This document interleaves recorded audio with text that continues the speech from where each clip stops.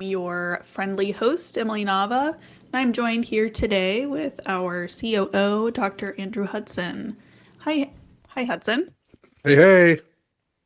Last episode, we talked about work intake. In this episode, we're talking about once work or data is put into your system, now what?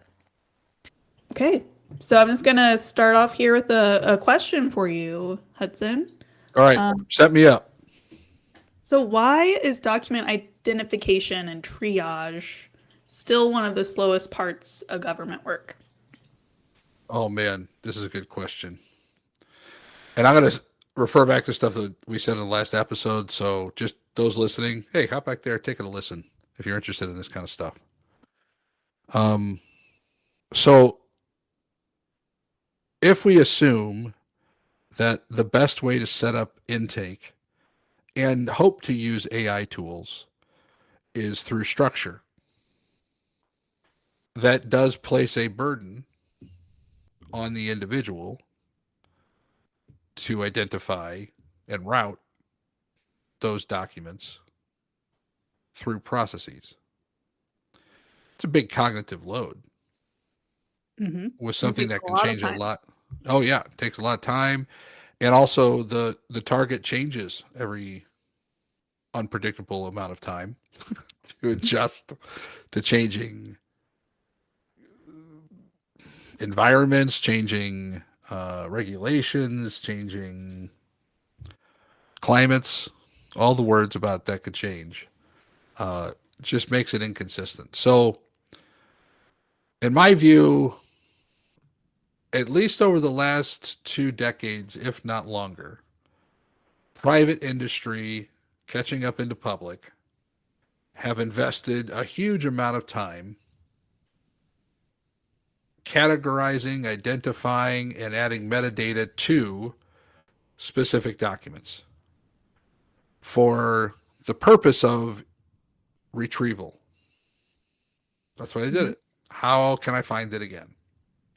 So standardization was put in, how we classify stuff was centralized,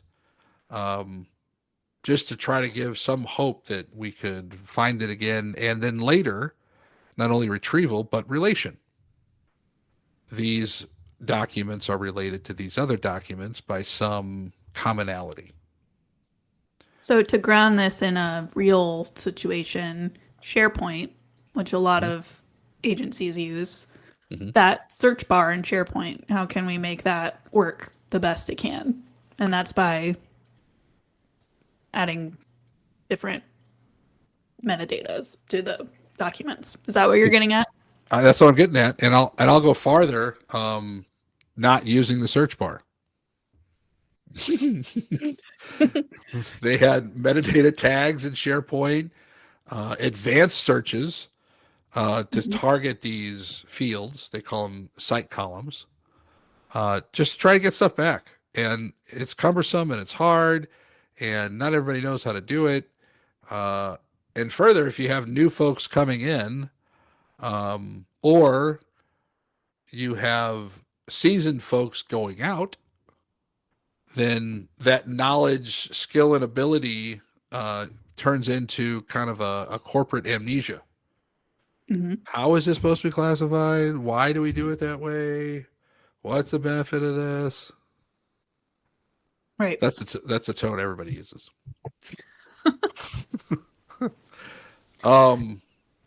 So I think we're in a moment of change that has been accelerated by the use of AI, but has been around before the craze of AI.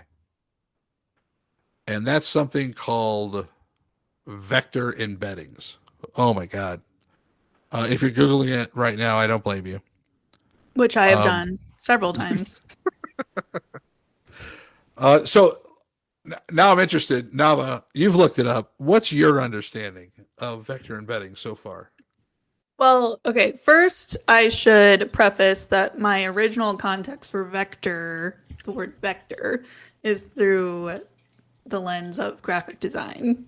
And yeah. to me, that's just an endlessly scalable image. I didn't know what it was going on in the background. All I knew is I could make a logo on a button or I could make it on a billboard, and it doesn't matter. But that First of all, I love that application of vectors. Well done. mhm. But now in the age of AI, vector means something a little bit different, although I think the technical background of it might be the same. From what I can understand, is a vector embedding is information that is stored in numbers. Mm-hmm. Nailed it. So, like vector embeddings, an SVG, which is a vector graphic file extension, how that vector or that image can scale is because it's not defined by pixels. It's defined by math. Yeah. Math being the vectors. And so it's an articulation of an angle and a position. That's, if you go look at the paths, are just anchor points and where they're positioned, and then how they connect to one another. So it can scale infinitely and not be a problem, which is cool. I think it's cool. Anybody doesn't think it's cool? Like, all right, that's fine. Stick with your graphics. Now, when we move to vector embeddings, I'm going to do as simple of an explanation I can. You tell me how I do. Okay. So, using a simple model, LLM model, it's going to look at your documents and the words, and it's going to convert them into vector math. So it's basically saying, here is the numeric definition of your content. Why in the world would you care about that? Well, my friend, if we harken back to basic trigonometry and cosine similarities, what this is able to do is actually measure semantic relevance between documents because of this vector translation from an LLM, so that you can see if something is related to another document more than just keywords. Gotcha. Okay, great. Now what? I can see if something is kind of like something else. Cool. Thanks for coming out. Well, all right. Calm down. What if this can do if used intelligently, and this is in our product that we're doing this, is you can convert these vector embeddings alongside those keywords if your movement from paper to digital included OCR, optical character recognition, which then converted your image of your scan into letters. Mm-hmm. So that next step of converting it into vectors allows you to see that similarity. And then if you take that similarity and pair it with the actual metadata from the document, now you can then see, I have a new document entering the system, sans metadata, but it is similar to these 10,000 other documents that are classified in a very particular way. And so it can use those to then identify and fill out the different properties that document could have. That severely decreases the burden by nearly 90% or more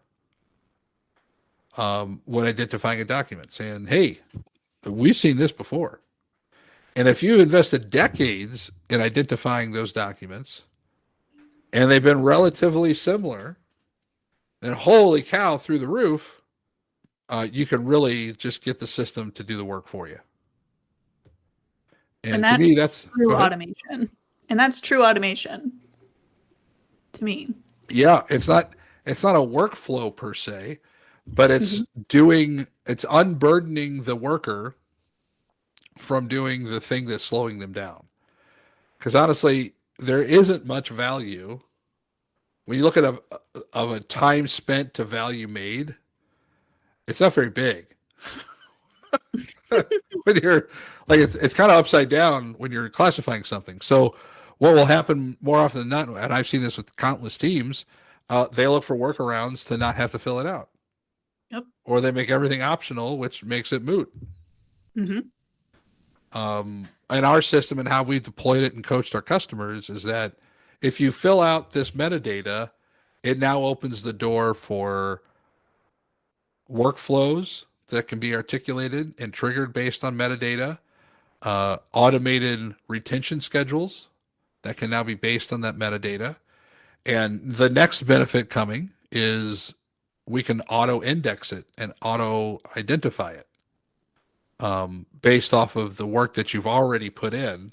Now you get an additional benefit with it not having to do a single thing more. So that to me is why it's pretty powerful.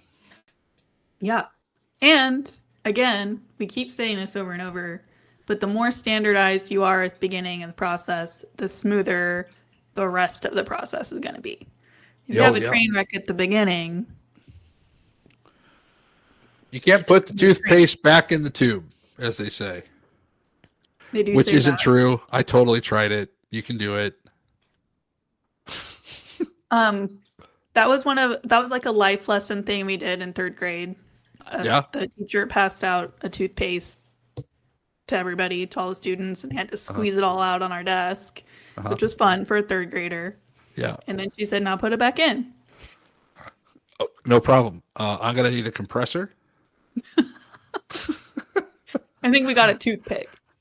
Oh, well, that's that. I mean, obviously, it's not gonna work with a toothpick. That's just the wrong tool. That's trying to make you prove a point rather than giving you the freedom. Well, when you're in a class full of third graders, you can kind of railroad things like that. Yeah, I guess so. But I mean, the sentiment's the same. I'm gonna give that teacher a talking to. I've decided. How'd I do with my vector explanation? It started off, I was getting a little glazed over, but then it started to make sense once you were talking about noting the similarities in the system is like, okay, I've seen something similar to this before. Maybe not exactly this, but something similar. And now we can connect the dots that way. It seems to be, the vector seems to be more reliable than saying, okay, I see all the words you've used, and this document has a lot of the same words. For some reason, that doesn't work.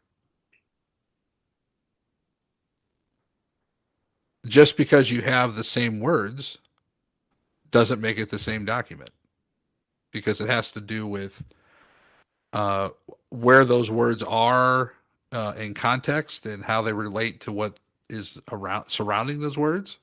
That is really how humans can see the similarity. So, and that allows for variability in your process too, which is going to happen. Yeah, there's nothing you can do about it. So it's just a cool way that you can start to find the signal through the noise. Think about trying to do that with just a paper record. Boggles the mind. So now you got it to digital and you invested that time, and now we're just converting the digital mathematically so that you can get closer, or really a better ROI from the investment that you made identifying all the documents. Yeah. And that's always something I challenge back every time you're doing a data warehouse, you're doing a new intake form, like what's in it for you? Right. And if you can't say what it's in it for someone, it becomes real hard in change management. Which Holy. is which is the name of the game when you're Oh implementing yeah. any kind of AI or Yeah. automation. Any of this on you want me to hand the reins over to a computer? I get hit with two questions typically. First, how dare you? Followed up with, who do you think you are? And so that's a tough conversation starter. But we get through it. Mostly, it's my answer is I didn't think of myself as very daring, and I am no one of importance. So let's go back to the process, shall we? All right, that's all I got on this one. You got more stuff you want to talk about? Yeah, so kind of like with this first one, if somebody, let's just say leader of a federal agency, mission area, they've they're pretty good with their intake process. They've got it standardized. Their people know what to look for, what to ask for, what would be their next step in possibly implementing some AI into the digitization or identification of documents. What kind of questions should they be asking?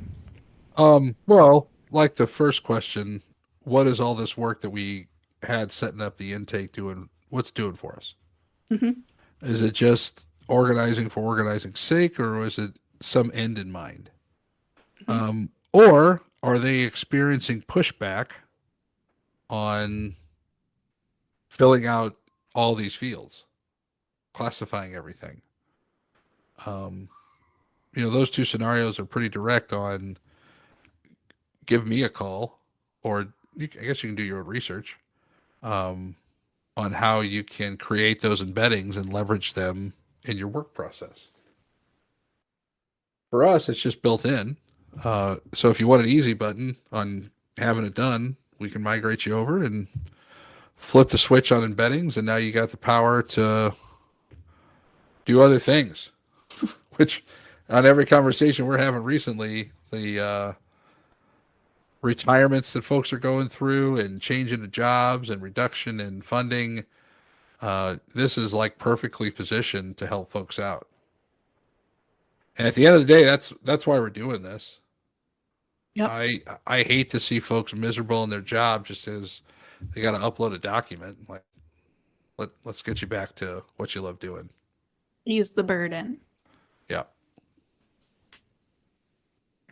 All right. Well, that's phase 2 of the life cycle of work. Again, we started with intake. Now we're at the stage where you're indexing your documents, digitizing it, organizing them so that they can be retrieved later. In the next episode, we are most likely talking about what happens when you do need to retrieve that document, when it needs to be escalated, when it needs to be routed, and how that process can work either through standardization, AI, or both, and what happens when it breaks. So I hope that you enjoyed this episode.